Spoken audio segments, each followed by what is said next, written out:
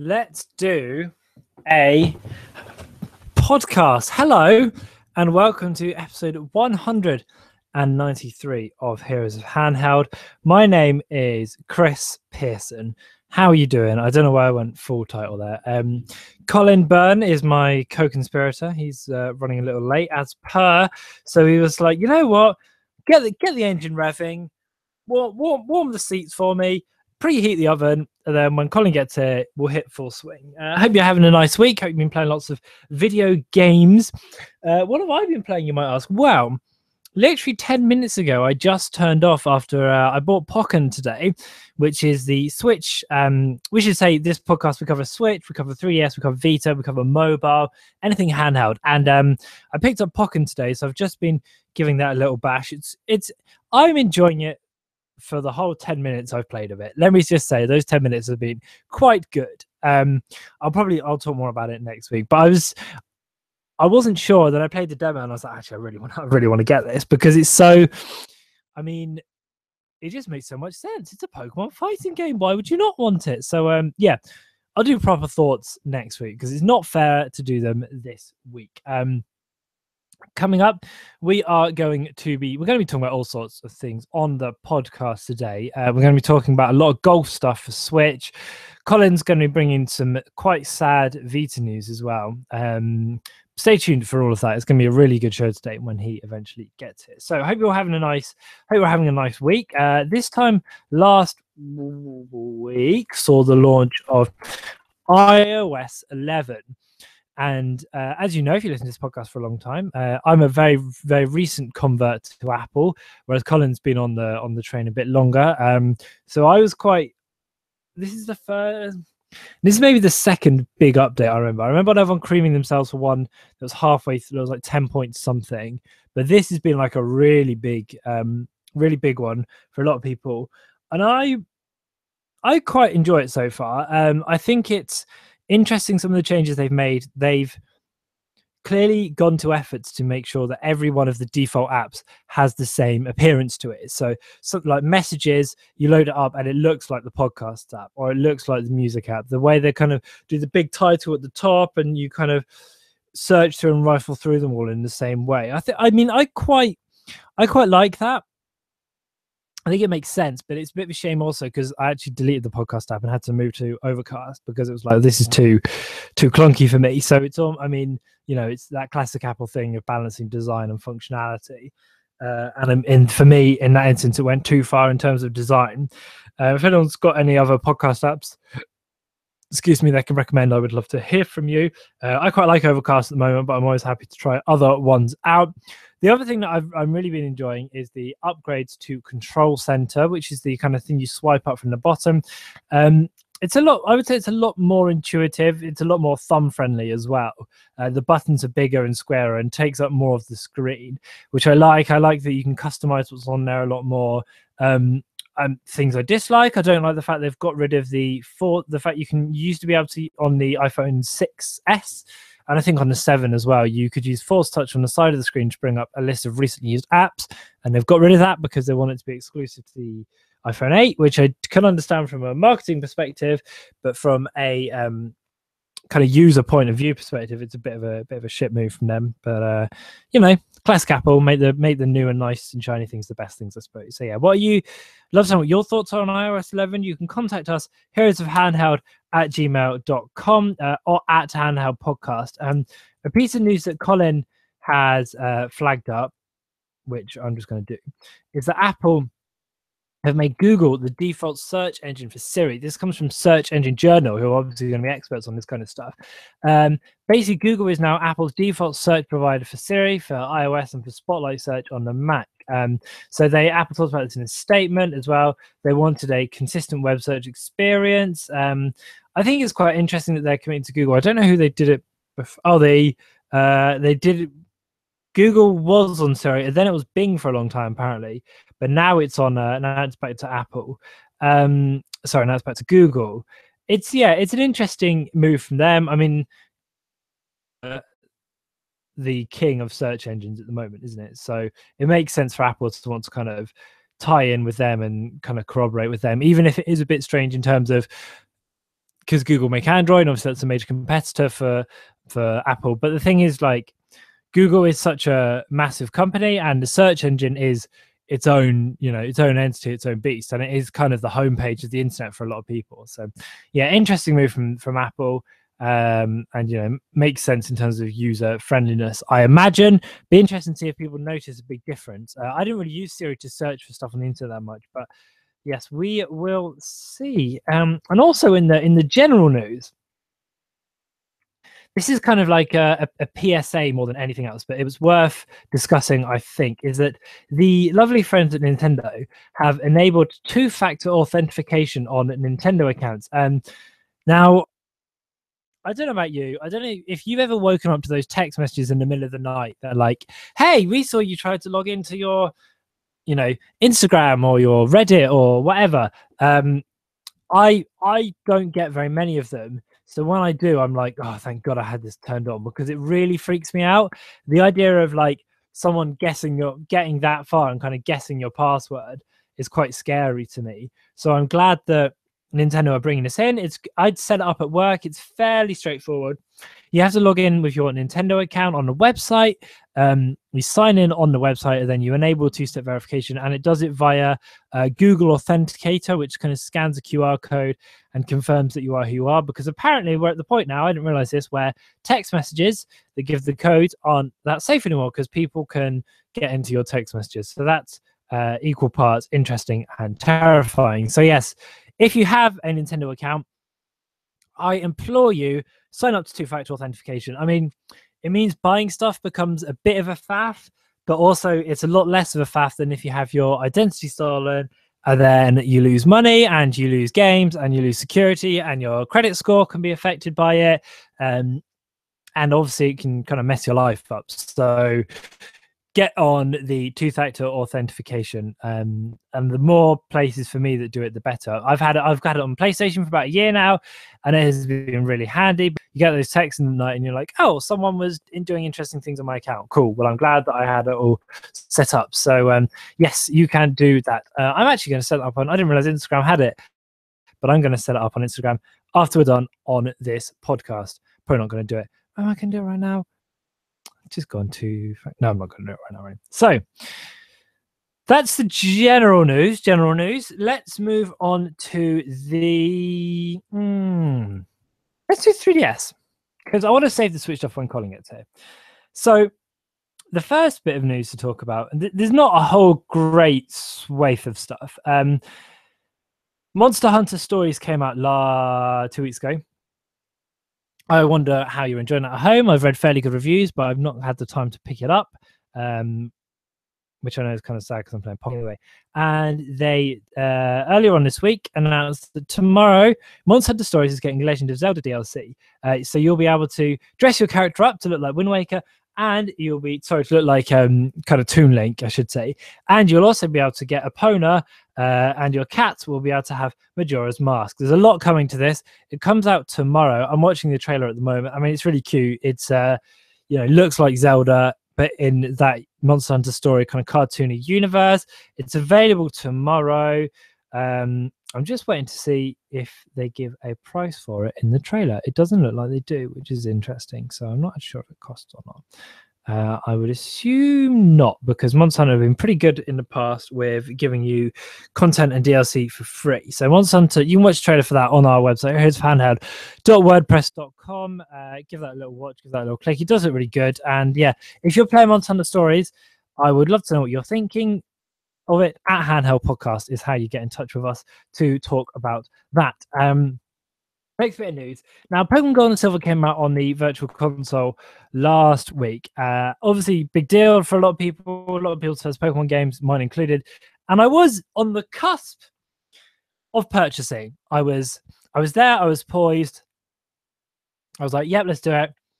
But then a data miner called Skyers M on Twitter, whose real name is Michael, has found information that Pokemon Crystal might be en route to the 3DS. This is the same guy who outed the remake of Mario & Luigi Superstar Saga, so kind of knows what he's talking about. And basically, the data, this is, he kind of tweeted about this, but basically he found the data within a patch for the ROM file works for Pokemon Gold and Silver. They left patches for Pokemon Crystal's Virtual Console release in the GSVC, which it must be console, a virtual console, ROM FS, ROM fireworks system, CGBBXTJO.534, which I guess is, if you go routing through there, it looks like Crystal is cometh, which is good. I'm gonna wait now because I never played Crystal and I would like to get the premium experience when it comes to remaking and enjoying these games. So for me, I'm willing to wait for it. Actually, I'm going to wait for it to happen because, like I said, I want to play the full version, and I'm keen to get the best possible version of this game. And if it means waiting a little while, I'll wait a little while. And if it means I don't know when it will come out, that's my only kind of query. I wonder when it will be, because is it going to be in the next? I think it will be a couple of months away, maybe. I mean, you'd imagine it's not going to be anytime soon because they're trying to sell copies of the original Gold and Silver. So why would they bring out Crystal anytime soon? Maybe Crystal at Christmas. That'd be nice. Anyway, so yes, we will see what happens with that. Keep yourselves posted, keep your eyes abreast of the situation, and we will obviously report it as soon as it gets announced. Speaking of Superstar Saga, you can now preload the game if you go onto the Nintendo store on your 3DS. It comes out, I didn't realize how soon Superstar Saga was coming out, actually, but it's coming out fairly shortishly, which is exciting. I never played the original games. It comes out on Rescue Bowser, you have like a remake, but with some additional stuff. And I'm curious. I've never actually played a Mario RPG. Then why haven't you played it, Chris? Why? Colin! Done this. Hello. Hi there. Hey. Hello. Hi. Hello. How are you? Good. It's a bit like, when there's like parties and then like you haven't been invited, but then you rock up anyway and you're at the door. That's how I feel at the moment. Are you gonna let me in? Come in. Let me take your coat. Thanks. What beverages do you have? Do you have any slim gin and tonic, slimline tonic? We're on the box fizz. You're just in time for the toast. Oh, brilliant. Where's the eggnog? Hey. Or the hot chocolate off of Christmas drinks. Fight list. Anyway. We were just talking about Mario & Luigi Superstar Saga, which is available for preload on the 3DS eShop store as we speak. I'm almost done with this. Do you want me to rattle off the 3DS news? And then I want, because what have I missed? What have I missed, Chris? What have you missed? Well, I've reviewed iOS 11. Oh, great. So discussion gone. Well, not my fault you're eating dinner. We talked about the Google. We've talked most of the 3DS news, and I'm about to finish off the Mario Party news. Then I want to hear what you think of iOS 11. Marvelous. Let's continue. So, Mario Party Top 100 comes out in November, very soon. I didn't realize how soon it was. This is a kind of, we talked about it last week on the show. It's a big collection of all the best Mario Party games that comes to 3DS, and you'll be able to use compatible amiibo figures, including Goomba and Koopa Troopa, to receive coins in-game and to restore yourself back to life as well. But you're only going to be able to scan them once per day. That's the only bit of news about it, really. But the Mario Party 100 site is really good. I'll put a link up on the Heroes Fan Hub WordPress site, and you can have a look at that because it is interesting. Marvelous.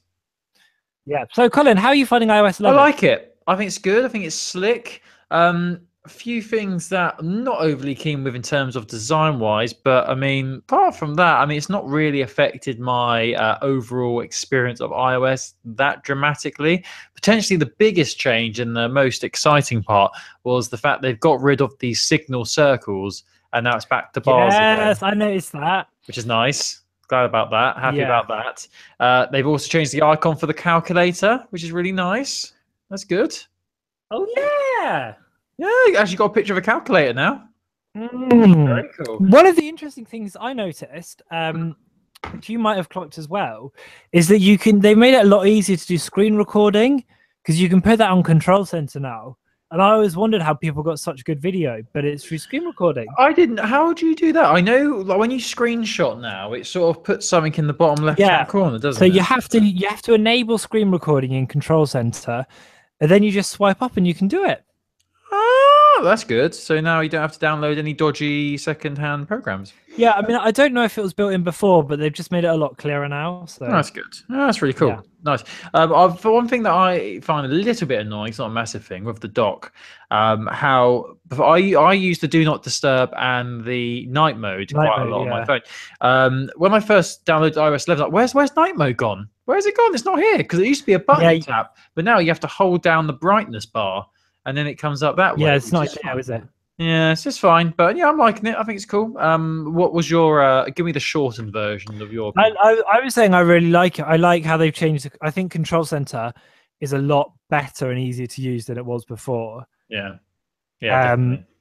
yeah, I'm keen for it. I think it's slightly more battery intensive, but that's okay. I think it's fine. Yeah, it's good. I like it. I mean, I've not really heard any negative things about it, to be honest. I mean, I saw there's something about new emojis, but I've not seen any new ones, so I don't know whether I've missed something. But that was one of the big things they were touting when it was revealed. That there's a load of new emojis or something. I don't know. I haven't seen any new ones, but I'll have a Yeah, look. yeah. Maybe there's something else. Maybe it's like Facebook stamps or something. I don't know. Cool. Can I just quickly mention? It's been 16 years since Habbo Hotel was launched. Wow. Can we please just take a moment? I used to love Habbo Hotel. I started playing about 2005, and I used to love it. I played Habbo properly. I worked my way up. I made a bingo game room. I traded Fernie. I joined the mafia. But when I was seeing on Facebook all these posts about Habbo being 16 years old, the amount of people who were saying that they just spent their whole time scamming people, Yeah. I played it properly. I didn't scam anyone. I was a good boy. I actually didn't get I scammed either. So yeah, I only really know Habbo Hotel. I never played it, but I only really know it from the people on the 4chan messaging board used to talk a lot about it and used to behave irresponsibly in that game. there was a dirty underside to Habit Hotel, but I was obsessed with that game probably for about a year and a half, maybe from 2005. It was one of those games where like every day I just wanted to turn my old PC on and play it constantly throughout the day. I don't know. It's weird. Like there's something really addictive about it. And although there was a lot of seedy things about it, dodginess that came out later on, it was a lot of fun. It was very. I don't know if it's before its time, but I thought it was great. It was great fun. It's actually It's still. the type of thing that I wonder if it came out now, where how people would connect to it and whether it would hit in the same way or not. Because I think part of the charm was that when it was around, there weren't many online games you played with your friends. It's kind of the same reason why RuneScape was so popular, isn't it? So I was the opposite in the terms of games. I didn't play RuneScape that much. I only tried it because a lot of people at school and my friends were playing it. But I remember I signed up to it. I just kept walking with this bad character. I walked into this forest, then I encountered like these stone dragons, and they killed me straight away, and I lost everything. And that was the end of it. It said like danger level 100 or something, and I like got killed instantly by these dragons. So that was fun. But Habbo was cool, and it's 16 years since it was first born. You can actually play Habbo on mobile now. It's still going. Fun fact for you. Yeah, that's quite cool. You can do it on mobile. Anyway, yes. So shall we move on? What we doing? What we chatting? So do you want to do? I want to hear your Vita news because it's a really big Vita story that I think we should get our teeth into. Oh, okay. Which one are you referring to? I'm assuming it's not the second one. No, do the second one first. Okay, so as you know, Attack on Titan is a very weird anime, manga series, and whatever TV show, films. Very weird series to Attack on Titan, where it's about these characters who are their job is to kill these massive titans, who are these huge giants which are destroying towns and eating people for no reason. And all these towns in the world are surrounded by massive walls to stop these huge titans from getting in. And when you play the game, you fly around with your sword and you dismember these big old titans, and it's a lot of fun, and it's a very cool game. So Attack on Titan, when the first one came out, there's a lot of hype around it on Vita, but it's now been revealed that Attack on Titan 2 is coming to Vita again, unsurprisingly, but very interestingly, it's also coming to the Switch, PC, and PS4. So not gonna lie, this is the sort of game that would be perfect on Nintendo Switch, like in that handheld mode. With the Joy-Cons. I mean, there's some screenshots on this article from Siliconeer, and we'll put these in the article. Well, put one. Maybe we'll put one image in the article. We don't want to put all of them in. That's a bit silly. But this was revealed at the Tokyo Game Show by Koi Tepkomo. They revealed that it's coming out to all these different platforms. I mean, looking at the screenshots, it looks pretty much identical to the first one, to be honest with you. But that's not a bad thing because the first one was a lot of fun. It's coming out in early 2018. So not too long to wait. I mean, we're not too far away from 2018 now, so it's weird. I mean, the creepy thing about Attack on Titan is the huge titans, they are very big and they're butt naked as well. So everything and we should say it's only been announced for Japan as well, hasn't it? So we don't know whether it'll come west or not. I'll be very surprised if it didn't. I think Attack on Titan has quite a big following over here. Yeah, and I'm sure the first one did. I'm sure it did. Like, that was a really big deal, wasn't it? Yeah, it was a huge deal. It definitely came out over here. So I'd be very surprised if it doesn't. But yeah, it's cool. And they're hinting at new modes and things as well. So I'm sure we'll get more information as we get nearer to the Japanese release date. But yeah, Attack on Titan 2 coming to Switch and Vita. Very exciting for both of us. Right. So big bit of news then. So as you know, the Nintendo Switch has been very well received, very popular. People loving it. Overwhelming positivity surrounding the device. Christopher has one. His roommate has one. I want one very badly, and it's just a lot of fun. There's so many great games coming out, but you would have thought potentially with this interesting development in the gaming industry of how this hybrid of a home console and a handheld device has been so popular, that potentially the other big gaming developers and gaming console people would want to try and get their fingers in the pie of this popularity. You see it happen quite a lot. When one of these companies comes up with a genius idea, all the other companies seem to follow.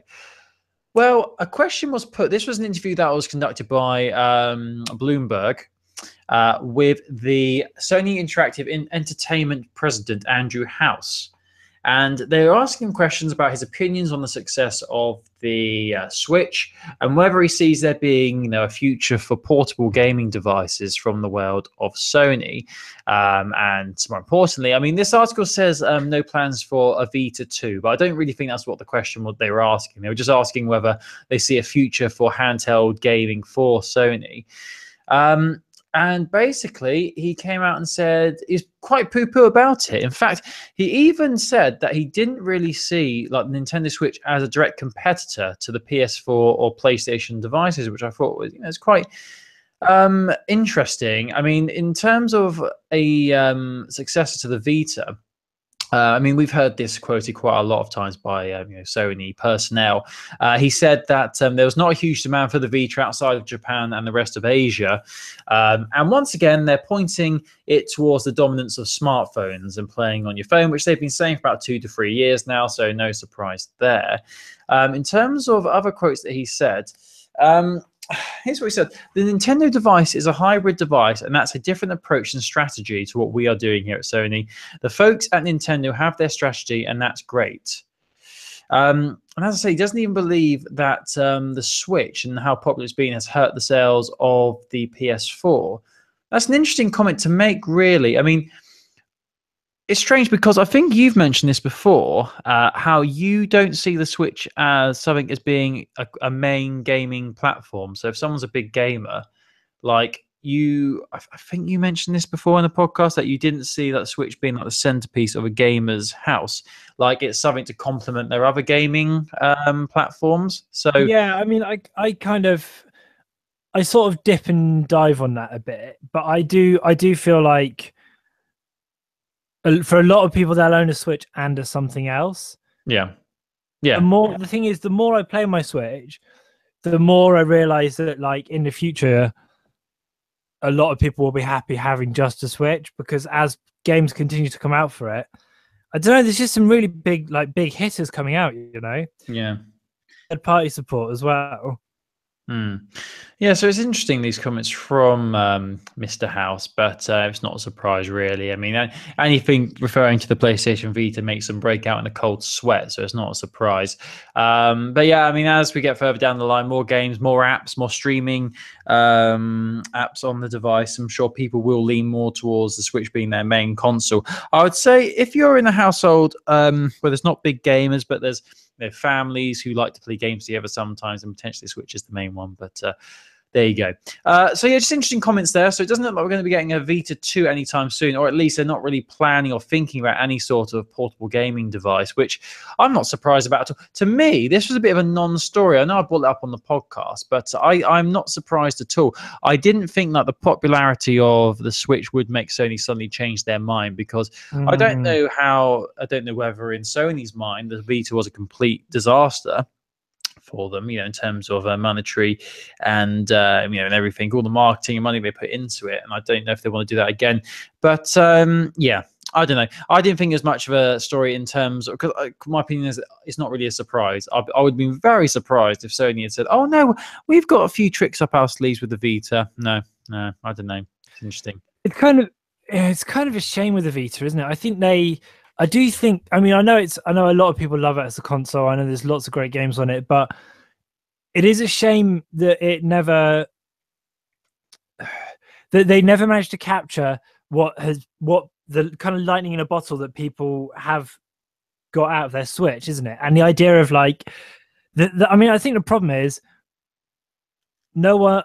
I mean, obviously, I'd say no one. I don't actually mean no one, but like, they wanted you to play it instead of a smartphone, but no one took their Vita on the go and was like, "Oh, I've just got 10 minutes, time to bust this out." Like, because it was like a luxury product in a way. You almost only played it when you have like half an hour or an hour.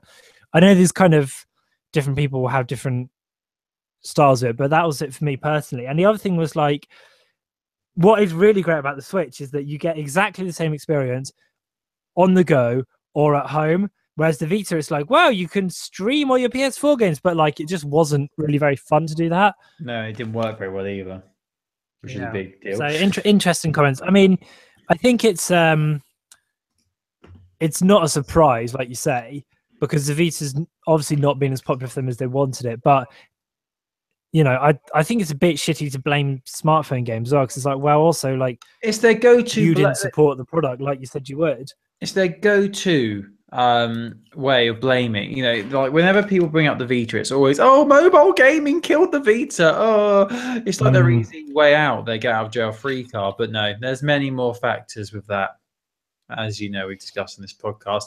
Anyway, shall we move on? Let's move on. Yeah. What you got for me now? Let's do. I'm going to do some Switch news. There's a couple of things in a row here. First of all, Colin, one of the games that I most associate with you, right? It's a little puzzle game called Limbo. Oh! I had many a fun time with Limbo. Reading the conspiracy theories and people's thoughts on the story and the message. Loved it. I still haven't played the follow-up. What was the follow-up game that came out last year? It was like The Watcher or something. Colin, let me talk, because the developers of Limbo have said that the follow-up game Inside is going to be coming out on the Nintendo Switch. Oh, of course. They've not said when. They've not said who's pausing it. They've not said what year even. But Inside is coming to Switch. I know a lot of people loved Inside. I have not played it. I want to play it so bad. Looking at the reviews, 10 out of 10 across the board for Inside. It's very rare you get that. So this is good news, Chris. This gives you finally gives you an excuse to play a decent game. You definitely got to play it. Do it. Play it. I'm keen. It sounds interesting, and I think it will suit Switch really well. Your next bit of news. We've got 2 golf stories in a row. Oh, perfect. Because the game Golf Story, which is this kind of RPG golf sim where you, there's a lot of RPG elements to it. There's also a golf element to it. The game comes out tomorrow on Nintendo Switch, and people are really excited for this game. There's a really good buzz around. I've heard about. I don't know if we've mentioned this, but I've definitely heard about this golfing RPG. Briefly touched on it. It's like a kind of it's not 8-bit. It's like 64-bit, top down. You have to kind of walk around this massive map. There's different courses, but there's also puzzle solving, which is done using golf. There's this, like a story to it as well. Comes soon to Nintendo Switch. Trailer looks really good. It's made by Sidebar Games, and I'm really excited. I think it looks really interesting. That GIF on the tweet from Nintendo America is so annoying. Have you seen it? I know it's a bit short, isn't it? But the website makes the game look really pretty. Oh, it does look good, but that GIF, it's so close to the hole. That's what she said. Anyway, yeah. Your next bit of indie news, because I'm just whipping them out. You are. Stardew Valley. Colin, can you put some headphones in? I've got headphones in. Oh, there's a bit of feedback. Oh. Anyway. I don't know why. Weird. Stardew Valley is coming to Switch, as we know. However, one of the developers, Ty URI on Twitter, has said that the game has been approved. Now they have to finalize a release date, and then they'll let us know. I'm really keen for this game because what I think is really interesting about Ty, who's the CEO of Chucklefish Limited, is how open they've been about the development process on this game. Like every time it goes through another stage, they're like, here's what's happening, here's what's happening, here's when you can expect details, here's why you can't know anything anytime soon. I think it's a really popular game. It's like a kind of a farmy sim, Harvest Moon vibe, but with a different perspective. People love it, and it'll be really good on Switch as well, I hope. Anyway, I think that'll be a really good home for it. Yes. So yeah, 10 out of 10 on Steam, that game's got. Nice. It's always a good sign. So yeah, creeps ever closer. And your final bit of Switch news. This is a really sweet story, actually. So as we know, Satoru Iwata passed a couple of years ago. It was on July 11th, I think. So it must have been 2015, I guess. 2015, at the age of 55. We talked about it a lot on the show at the time. I mean, for a lot of people, Iwata was Nintendo and was gaming really, and it's really a really important developer. Worked on a lot of great games. Worked from Nintendo really early on, and kind of had been with them a really long time when he passed away. And now it's been discovered due to a piece of kind of firmware on the Switch. One of the first games that he worked on, which was NES Golf, is embedded in the code of the Nintendo Switch hardware. So in Japan, I don't know if you know about this, Colin, it's quite interesting.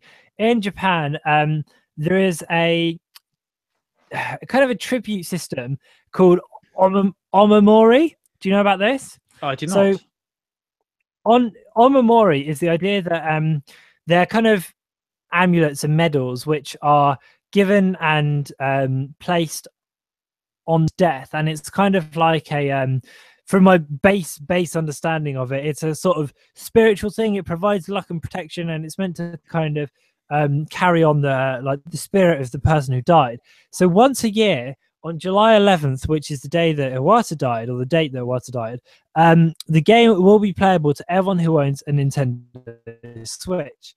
So I don't know how people missed it last time, but the only way you can do it now is you have to when you buy a new Switch, you have to custom set the date to July 11th, because as soon as it connects to the internet, it will run its own clock and you can't jip it. So you have to connect to the, or you have to jip your system and think it's July 11th, and then do Iwata's hand gesture with both the Joy-Cons, which is the kind of thrust forward airplane motion, and that will trigger the game to load. And then you get to play NES Golf once a year. It's that is so cool.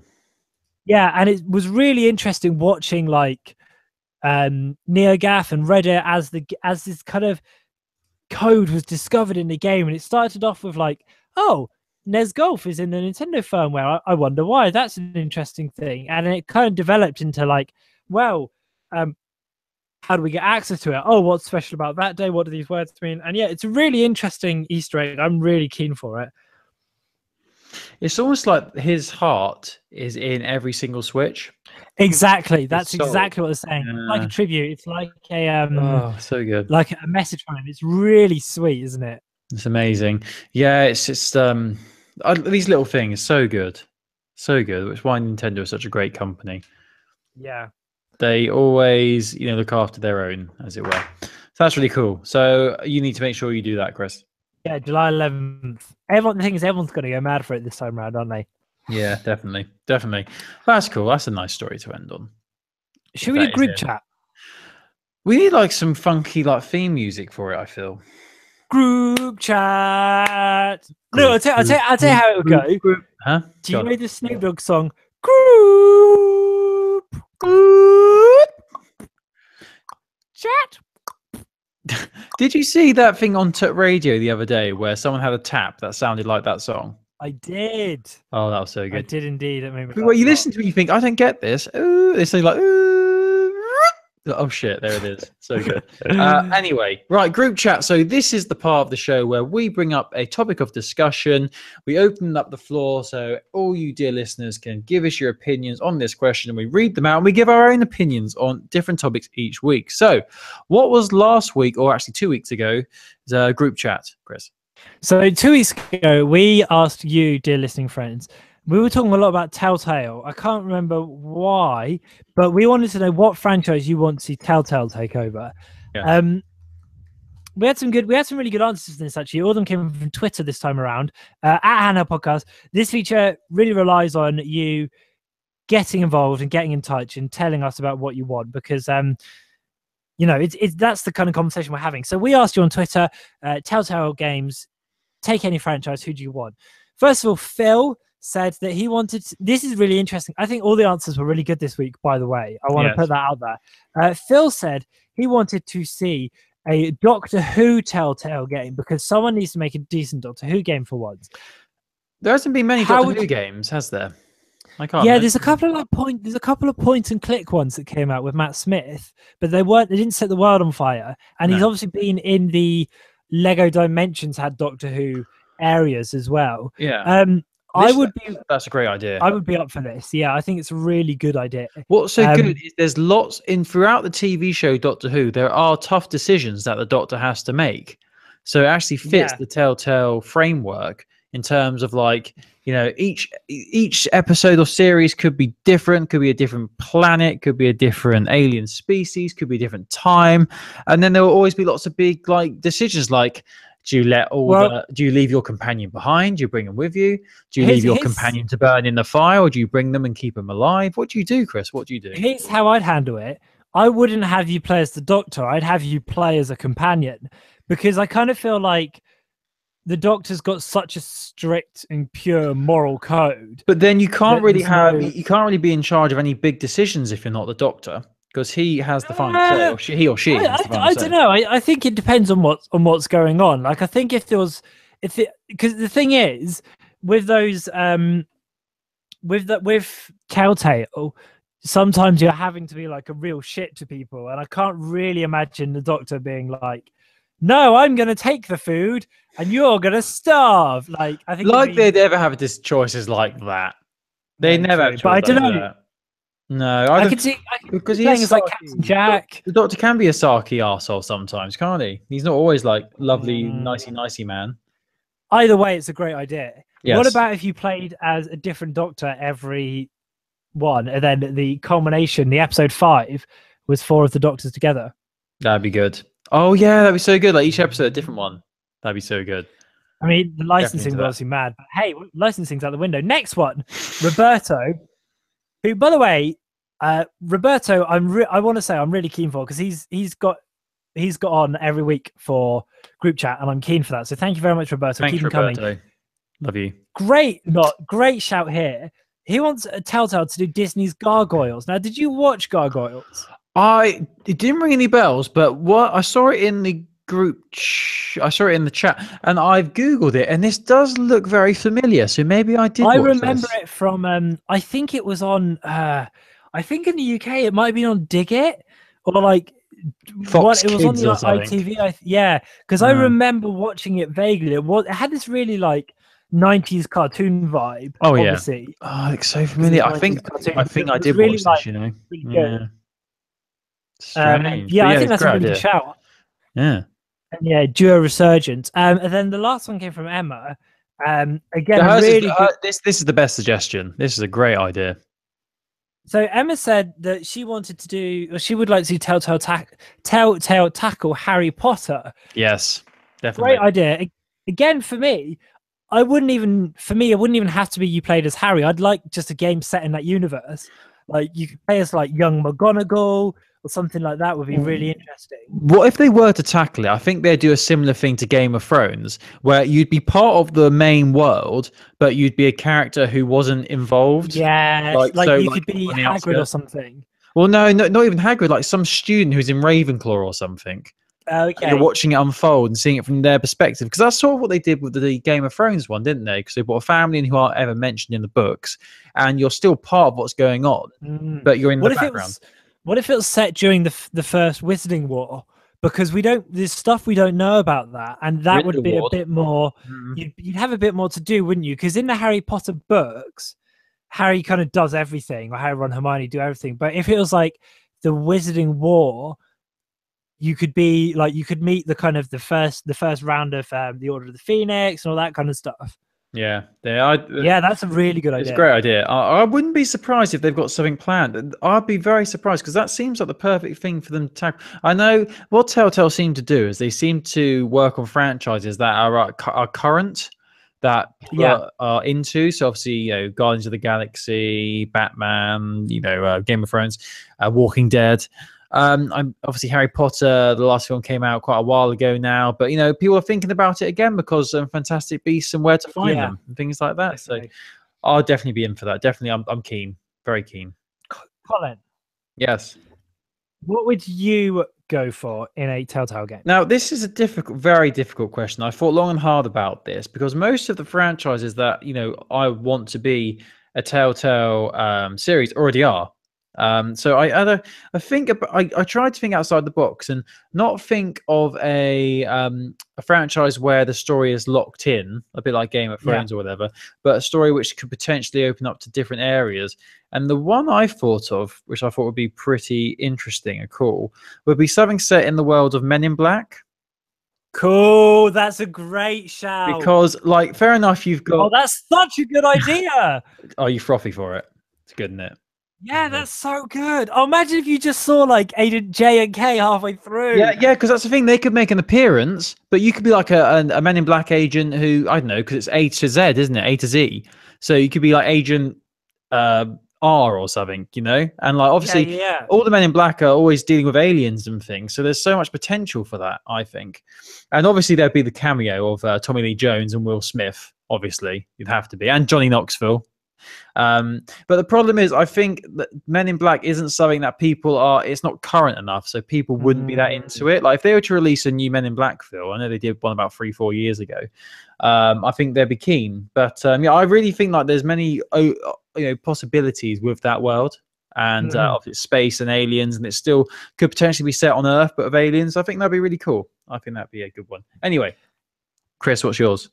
So I when Roberto said Disney's Gargoyles, I kind of had this splurge of like pretty much every cartoon we watch as a kid would be really good because like Biker Mice from Mars, Beast Wars.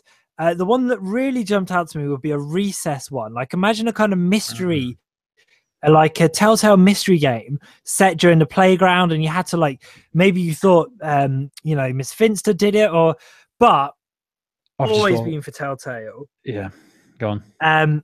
I love the idea of them doing a kids cartoon, but like say if you want something a bit more topical, my dream has always been for Telltale to make an Archer game based on the TV show, because the thing is Archer is a dick, so it wouldn't feel out of the ordinary for him to like be the rude guy or do the selfish thing, because that's a whole big part of his character. And I kind of just feel like if you had the actual voice actors involved, original writing, from that universe, I just think you could have something really good. I mean, cartoons are a great source for it. Futurama would be really good. Yeah, I just think it's the dream one for me.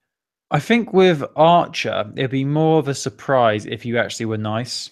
in that game. That would be the Yeah, twist. Like, yeah, if he it was would nice because to he's everyone. such a dick.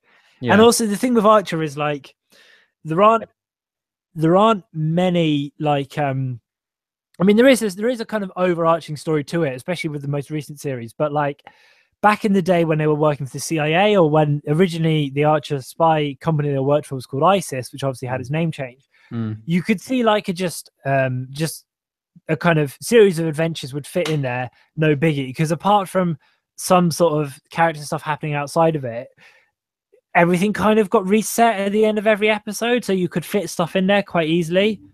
Yeah. Yeah, I think Archer would be the one for me. I just thought, whilst you were saying about cartoons, you know what else be good? Scooby Doo. Yeah, Scooby Doo's a great shout. Just loads of like loads of like Yeah, cases that they didn't do on the TV. That'd be great. There's so many possibilities, but they only work on current things. So, what's a likely one they'll do next? Maybe Dark Tower. Maybe not that. Actually, they didn't do very well. I don't know. Some franchise film is coming out. Maybe. What is a likely one? Pirates of the Caribbean. That could be one. I wouldn't be tremendously surprised if we had a Star Wars one. Oh yeah, I didn't think about Star Wars. That seems like a really obvious one. And obviously got a relationship with Disney. Yeah, and obviously, like, the Star Wars brand is thrown out everywhere. You see Star Wars branded everything these days. I'm just going to very subtly show this mug to the webcam. There you go. Nice. The other one I think would be Big Hero 6. Yeah, that's cool one. There's possibilities that. I mean, I think that depends on whether they're going to do a sequel. I'm sure they are working on a new one. I think maybe if Disney said, "Oh no, we're not working on a sequel to Big Hero 6," why don't you tackle it in one of your games rather than just do a sequel? Yeah, exactly. But I don't think they will. And obviously, The Incredibles is another one, but there's a sequel coming as well. Yeah. Anyway, there's some good shouts there. Thank you for all your messages last week, everybody. We really appreciate them. So, without further ado, let's move on to what next week's topic is going to be. So, games can evoke all kinds of emotions within us, but we want to know maybe a game, or maybe it's a few games, but video games that you've played in your lifetime, doesn't matter when you played them, how old you are, whatever, games that have made you cry. So games that cutscenes, or I'm keen for this. Characters' deaths, or character is alive, I don't know, scenes that have made you well up with emotion. And it doesn't have to necessarily be, maybe I would say maybe not even a sad thing, like maybe you cry with joy, cry with glee, I don't know.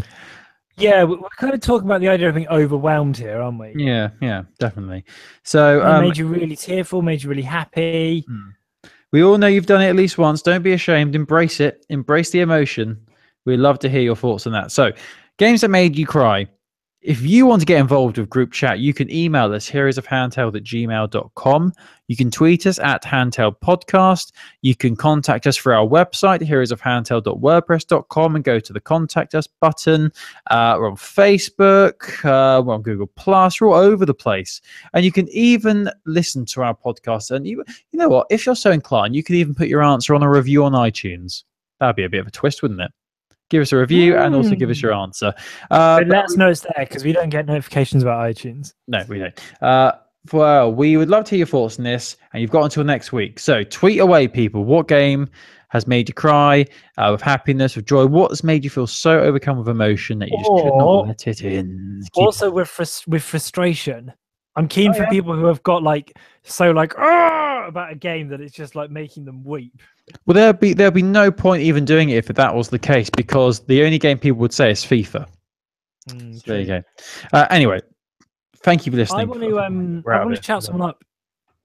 You want to really quick? I want to shout someone out who tweeted their really good Pokken review. Kyle Wakeling, who I think you might know, Colin, because I think he was a writer for the Vita Lounge. Yes, he was quite a big contributor. Yeah, we've retweeted his Pokken review because it was a really interesting read. And when I tweeted who's playing Pokken, Kyle said I'm playing Pokken. So give it a read there. We've retweeted it from that handheld podcast account. Nice, Colin. Let's move. Let's get out of here. Let's end with levels. I'm really into Nick Jonas at the moment. Is that weird? I think that's a bit weird. You're playing Pokemon Go, you sicko. I see. Yeah. You see me catching the Slowpoke. There we go. Still keen? Thanks very much for listening. You still keen? Still keen? Yeah, I'm still keen. Good. Handheld Podcast on Twitter, twitter.com/handheldpodcast again. heroesofhandheld.wordpress.com, and you can write to us heroesofhandheld@gmail.com. Send us a letter. We would love to read it. I'm very keen. I'm also very keen. So, people, thank you for listening. See you next week. Goodbye. I can't find it. Because I've got the